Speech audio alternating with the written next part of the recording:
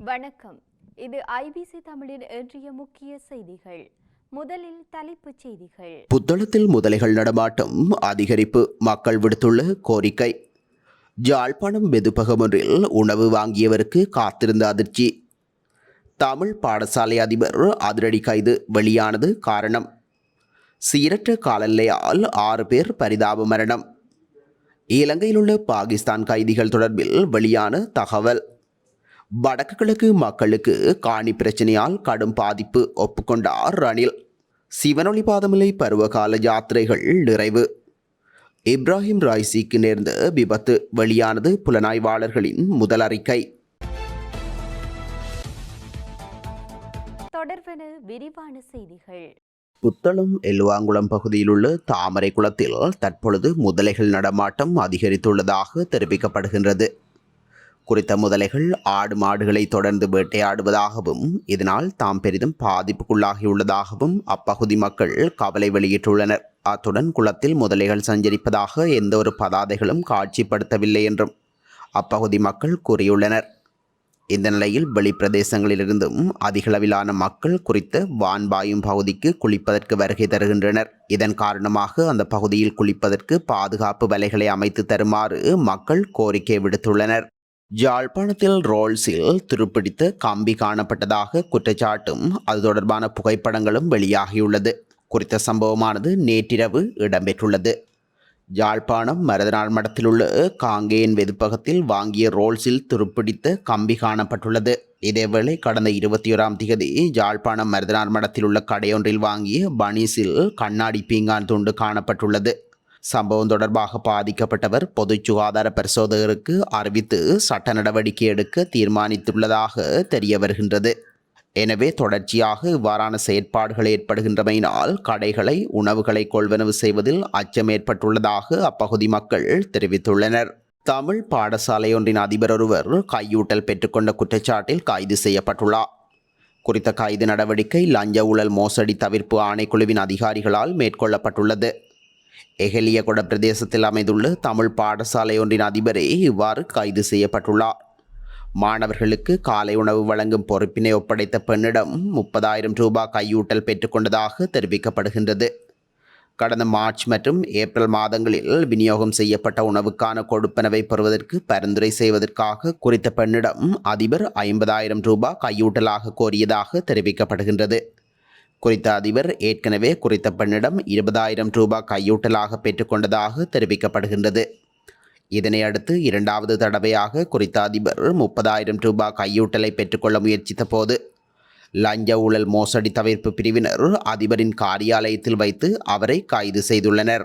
நாடு முழுவதும் சீரற்ற காலநிலை காரணமாக இதுவரையில் 6 பேர் உயிரிழந்துள்ளதுடன் 11 பேர் காயமடைந்துள்ளதாக தெரிவிக்கப்படுகின்றது. கடந்த சில நாட்களாக நாட்டின் பல பகுதிகளில் இடியுடன் கூடிய மழை பெய்து வருவதுடன் பலத்த காற்றுடனான காலநிலையும் நிலவி வருகின்றது.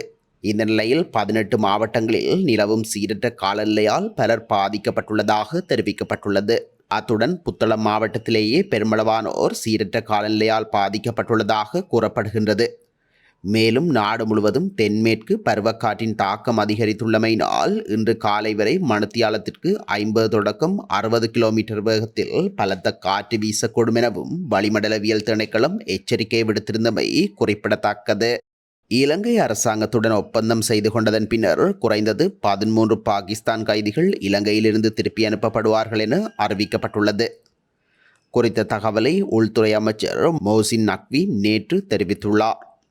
இலங்கை உயர்ஸ்தானிகர் ரவீந்திர சந்திர ஸ்ரீவிஜய் குணரத்னவுடன் இடம்பெற்ற சந்திப்பை அடுத்து இந்த விடயம் அறிவிக்கப்பட்டுள்ளது.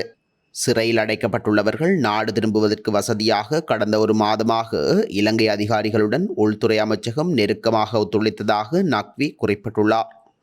இந்த ஒப்பந்தத்தை ராஜதந்திர முயற்சிகளின் சாதகமான விளைவு என்று விவரித்த அவர், பாகிஸ்தான் கைதிகளை நாடு திருப்புவதற்காக ஏற்பாடுகள் சில நாட்களில் முடிவடையும் என்றும் தெரிவித்துள்ளார். காணி பிரச்சினை வடக்கு மாகாணத்தையும் கிழக்கு மாகாணத்தையும் கடுமையாக பாதித்துள்ளது.